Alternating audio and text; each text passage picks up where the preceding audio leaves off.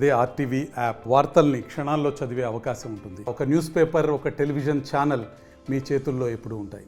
2024 సార్వత్రిక ఎన్నికల పోలింగ్ ప్రక్రియ సజావుగా సాగుతున్న తరుణంలో పొందూరు మండలం గోకర్లపల్లి గ్రామంలో మాత్రం స్వల్ప ఉధృత దారితీసింది.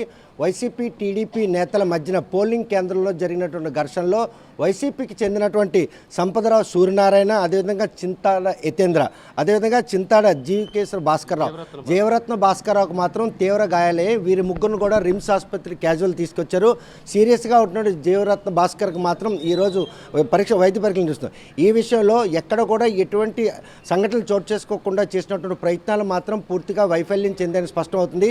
గోకర్లపల్లి గ్రామం అంటే హైపర్ సెన్సిటివ్ గ్రామంగా ముందు నుండే పోలీసులు లిస్టులో ఉంది. అటువంటి పోలింగ్ కేంద్రంలో ఎందుకు భద్రత వైఫల్యమైంది? 200 మీటర్ల ముందే రిస్ట్రిక్ట్ చేసినటువంటి ఈ తరుణంలో లోపల పోలింగ్ కేంద్రంలో అంతలా కొట్టుకోవాల్సినటువంటి ఘర్షణ దారితీసిన పరిస్థితి క్షేత్రస్థాయిలో ఉన్నటువంటి బంధువులు ఉన్నారు. ఏం జరిగింది అక్కడ? పోలింగ్ సజావుగా సాగుతుందా? ఈ నేపథ్యంలో అక్కడ ఏం జరిగింది? పోలింగ్ అప్పటికి ఇంకా జరగలేదు.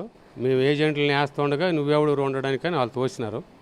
టీడీపీ నాయకులు తోసిన తర్వాత దానివల్ల గొడవ చోటు చేసుకుంది.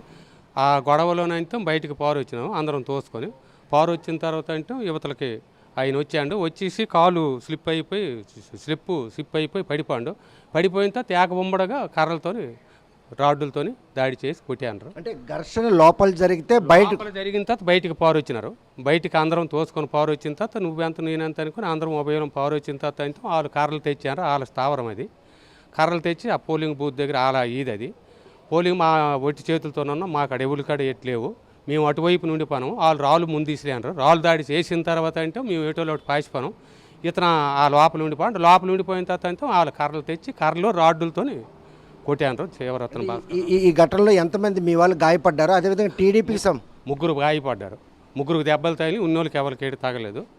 ఈ జీవరత్న భాస్కర్రావుకి కర్రలతోని రాడ్డులతో ఎక్కువగా బాధ్యారు. ఈ ముగ్గురులో ఏజెంట్ ఎవరు? ఈ ముగ్గురులో agent Jeevaratna Bhaskar Rao agent. So ఆయన ఏజెంట్గా నియమించడానికి లోపల అభ్యంతరం తెలిపారా టీడీపీ వాళ్ళు? తెలిపారు. ఇంకొక ఆయన్ని తెచ్చి ఆయన ఏజెంట్ ఫారం ఇచ్చి ఉండడానికి ఆయనతో నువ్వెవడు ఏజెంట్ కొనడానికి అనేసి తోసినారు. దానివల్ల గొడవ చోటు చేస్తారు. గోకర్లపల్లి అంటేనే ఎన్నికలు వస్తే మాత్రం ఒక ఘర్షణ వాతావరణం నెలకొంది. పోలీస్ పికెటింగ్ ఉందా? ఉంది, పోలీస్ పికెటింగ్ ఉంది. కానీ వాళ్ళు ఏం చేయలేకపోయారు. ఉన్నారు, ఒక 10-12 మంది ఉన్నారు, కానీ వాళ్ళు ఏమి చేయలేకపోయారు. ఆ క్షణంలో పరస్పర దాడి జరుగుతున్న మీరందరూ కూడా నిస్సాయ స్థితిలోనే వాళ్ళు వ్యూహాత్మకంగా మీ మీద దాడి చేశారు. దాడి చేసినారు అంతే. దాడి చేసినారు. చూస్తే మనకు గోకర్లపల్లి గ్రామం అంటేనే హైపర్ సెన్సిటివ్, అంటే అతి సమస్యాత్మక గ్రామాల్లో మొదటగా ఉన్నటువంటి గ్రామం. అటువంటి గ్రామంలో పోలీసులు పికెటింగ్ ఏర్పాట్లో వైఫల్యమే ఈరోజు ఈ ఘర్షణకి దారితీసిందని చెప్పి ఘటన జరిగినప్పుడు చూసినటువంటి వ్యక్తి మనకు స్పష్టం చేస్తున్నారు. లోపల ఎవరైతే జీవరత్నం భాస్కర్ ఉన్నారో ఆయన్ని ఏజెంట్గా నియమించడాన్ని టీడీపీ వర్గీయులు పూర్తిగా వ్యతిరేకించారు. కాకపోతే ప్రత్యామ్నాయం చర్యగా ఇంకొకరిని తీసుకొస్తామన్నా కూడాను వారిని కూడా నిరేకించిన నేపథ్యంలో లోపల జరిగినటువంటి ఈ ఘర్షణలో ఆ ఏజెంట్ నెట్టేయడంతో పాటు బయటకు వస్తున్న వారిపై వ్యూహాత్మకంగా ముందుగానే వీరు బయటకు వస్తారని తెలిసిన టీడీపీ శ్రేణులు దాడి చేసి వారిని తీవ్రంగా గాయపరిచిన నేపథ్యంలో ప్రస్తుతం మాత్రం చింతాడ జీవరత్నం భాస్కర్ మాత్రం తీవ్ర గాయాలతో అపస్మార స్థితిలో ఐసీయూలో ట్రీట్మెంట్ అవుతుంటే సంపదరావు సూర్యనారాయణ, చింతాడ యతేంద్ర వీరిద్దరికి మాత్రం స్వల్ప గాయాలి. టీడీపీకి సంబంధించిన వర్గీయులందరూ కూడాను అక్కడే ఉండిపోవడం జరిగింది. పోలీసులు అక్కడ 10-15 మంది ఉన్నా కూడా వాళ్ళని నిర్వహించడంలో వాళ్ళు వైఫల్యం చెందారు. అక్కడ పోలీసు బందోబస్తు ఏర్పాట్లలో వైఫల్యమే ఈరోజు ఆ గ్రామంలో ఈ సార్వత్రిక ఎన్నికల్లో ఘర్షణ దారితీయడానికి ప్రధాన కారణం అని చెప్పుకోవచ్చు. అటువంటి అతి సమస్యాత్మక గ్రామంలో ఎన్నికలు జరుగుతున్న వేళ సాయుధ బలగాలను మోహరించాలి. ఎటువంటి చర్యలు జరగకుండా ఉండేందుకు చేస్తున్నట్టు ఈ ప్రయత్నంలో మాత్రం వైఫల్యమే ఈరోజు ఈ ఘర్షణ దారి అని చెప్పుకోవచ్చు. జరుగుతున్నటువంటి ఈ పరిణామాల నేపథ్యంలో ప్రస్తుతం పోలీసులు పికెటింగ్ ఏర్పాటు చేశారు. జరగవలసిన డ్యామేజ్ జరిగిన తర్వాత పోలీసులు పహరించడంపై గ్రామస్తులు ఓటుకు వినియోగించిన ఓటర్ కూడాను ఈరోజు నిర్భయంగా ఓటుకు వినియోగించుకుంటూ ఆ గ్రామంలో భయపడే పరిస్థితి. గత సార్వత్రిక ఎన్నికలతో పాటు ఏదైతే స్థానిక ఎన్నికలు, ప్రాదేశిక ఎన్నికల్లో కూడా ఘర్షణ చోటు చేసుకున్నట్టు గోకర్లపల్లి గ్రామం మరొకసారి ఇక్కడ వివాదాలకు వేదిక అయింది.